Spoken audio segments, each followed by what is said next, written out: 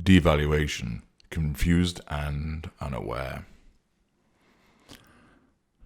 When devaluation occurs, invariably, you have no idea that this is what has started.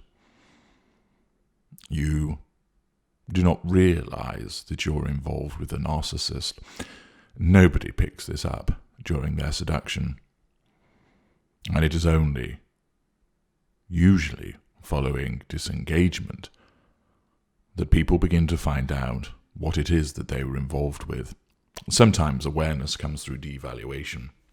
This video examines the situation of a victim left pondering when the devaluation first begins. They are confused by what has happened and unaware of what is actually going on. I am asleep, and you are not. There I am, sound asleep, eyes closed in blissful repose, seemingly unaffected by what unfolded earlier. My chest rises and falls in a slow rhythm, my breathing relaxed and regular. There may come a time when you want to halt that breathing. You may wish to place one of those full pillows across my peaceful face and press down with all your strength and willpower. You may wish to press it tight against my mouth and nose, leaning what body weight you have in order to prevent my frantic, scrabbling hands from ripping away the pillow so I can breathe once again. That desire, although you will not do it, few have the willpower to see it through, may well appear time and time again, and sooner than you think. The image of snuffing out such a toxic life through the concerted application of something so innocuous as a pillow. It is unlikely to be the only image which takes up residence in your head. Pictures of slipping off cliffs, a hit and run, a toaster in the bath, some obscure and undetectable poison administered in a setting where there would be more suspects than Cluedo. So many murderous scenarios which you may well come to envisage say exactly as you are now, in our bed, in the middle of the night. I sleep soundly. The hypocritical sleep of the just and the righteous. The earlier incident between us has not troubled me. Or is it that I have fallen asleep in the stupor of drink, the alcoholic fumes having coaxed me into a coma? Then again, might it be a reliance on certain prescription drugs that I repeatedly avail myself of which has rendered me dead to the world? It may be any of those things, but whichever it is, I am asleep, and you are not. You remain awake because you cannot sleep. You are sat, knees drawn to your chest, eyes fixed on me as your mind whirls. Amongst all the tumbling thoughts, the whirling considerations, and the surging memories, one thought above all dominates, repeats, and looms large. Who is he? What has prompted such earnest consideration? It was an isolated incident, perhaps a savage rebuke when all seemed peaceful, a pleasant day that was suddenly torn apart by the acidic tongue which sprayed cutting remarks in your direction. You remember how I looked. It did not seem like me. I appeared possessed, eyes darkened, brow furrowed, mouth twisted, and expression set in one of hatred. You had never witnessed that before. In fact, you found the way I looked more frightening than what I actually said. Where did that come from? You are struggling to remember how the argument began. Something to do with not listening, that was it, but how did it escalate? The irritation lasted but a moment before rage and fury erupted, and you found yourself shrinking away from this sudden eruption of verbal violence. This had never happened before.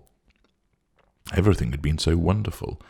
Yes, you had heard a couple of people remark about my temper, but in all those blissful months you had never seen it appear once. Even during testing times, I remained calm, serene, almost glacial at times when the pressure mounted. That was part of why you admired me, my ability to keep my head. So what just happened but a few hours earlier? Who was that? It did not seem like me, but it had to have been me. there was nobody else in the room. Now you sit in the still of the bedroom, the low glow from the lamp to your left shining across my features. There is no anger etched upon my face now. I look just how I always look when I sleep, as if nothing in the world could matter.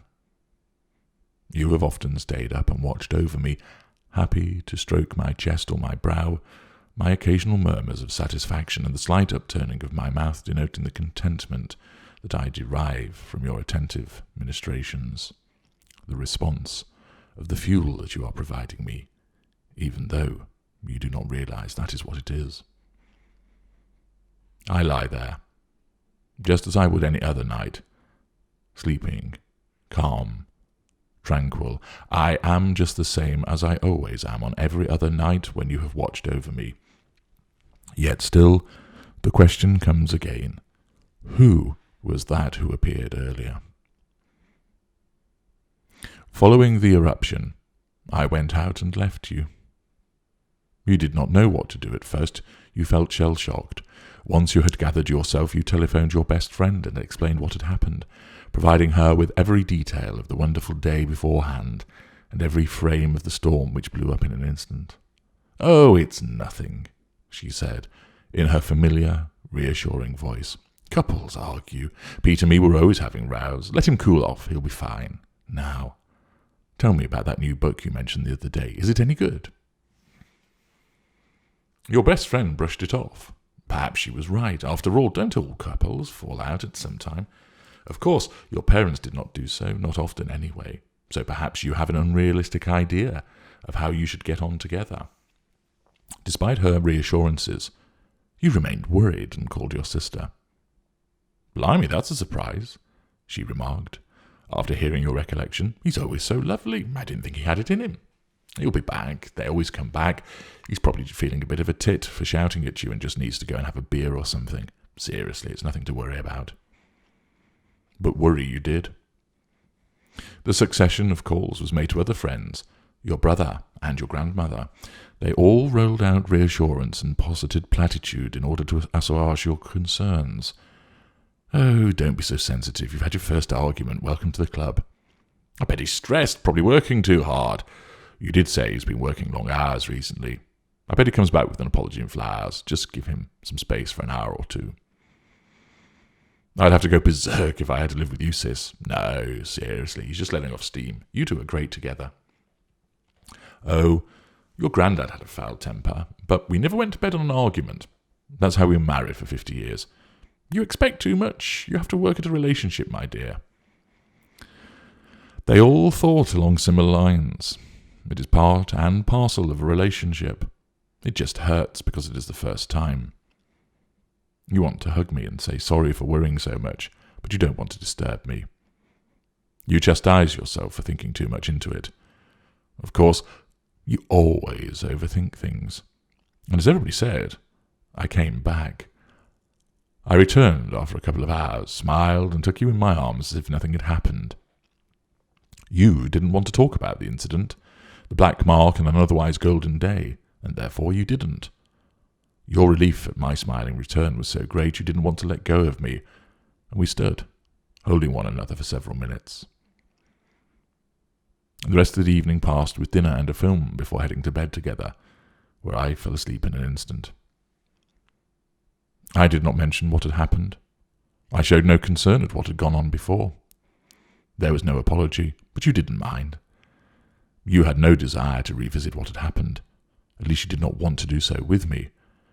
But you have not been able to help doing so for the last 2 hours, as you have sat here in bed, looking at me, wondering, pondering, debating. The words that I spoke were so venomous, the expression so hateful, even now the memory of it makes you feel somewhat on edge. Still, everybody you spoke to reassured you, and they must be right, mustn't they, if they all thought along similar lines. People who have had longer relationships than you, they clearly know something about it, and everybody played it down. It must be you overreacting to a spat, a frightening one, but perhaps that was all it was, a one-off, an isolated incident.